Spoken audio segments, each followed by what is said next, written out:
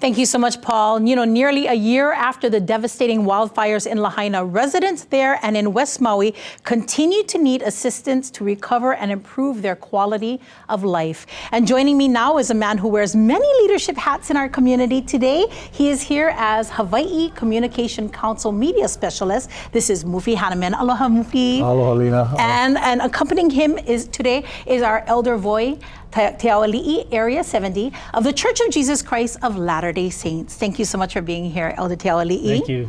Now, you know, August 8th, the day of the Lahaina wildfires, is a day I don't think any of us will ever forget, especially our Maui families that were directly impacted. How did the Church of Jesus Christ of Latter-day Saints respond at that time, Mufi? Well, we have a chapel there. We have a congregation there in Lahaina. So we were very much involved right from the very beginning. And Elder Taeoalii, being our Area 70, was in contact with our officials in Salt Lake. So they immediately leaped into action, basically worked with our ecclesiastical leader there, President Hanks, to put together a proactive plan to not only take care of our members, but also for the greater Lahaina community. So meetings were arranged with Governor Green, meetings were arranged with the mayor, all the officials there that we wanted to come to a good place to be able to make the right and appropriate decision of how we help.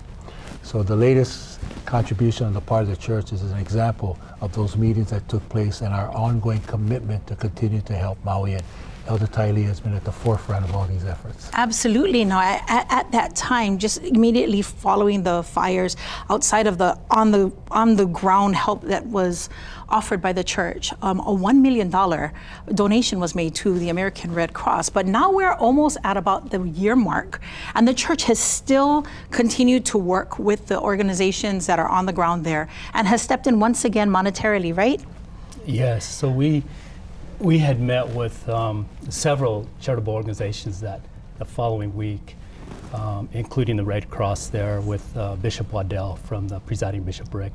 And at that time, we had given that first donation of $1 million to the Red Cross, and then recently an additional $1.5 million to the Red Cross. They've been a great partner for many years.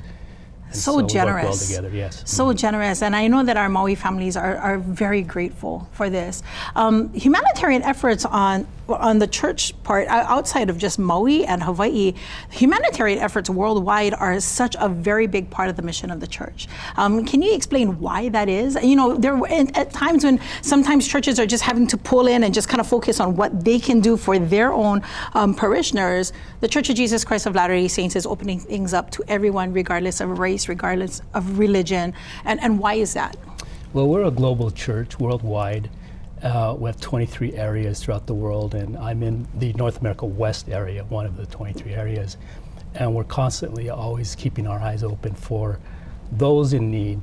And many of them are our members, but it doesn't have to be our members. We're wanting to help the community, and anywhere where there are natural disasters or other challenges that the community has. And so we're always there.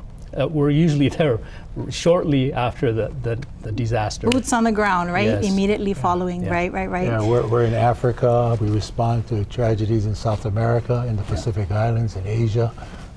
17 million members, but that's just a microcosm of the people that we try to help throughout the world. Absolutely. And is there a way that people can find out a little bit more about what the church does in regards to humanitarian aid, and maybe they'd like to help through the church by making donations?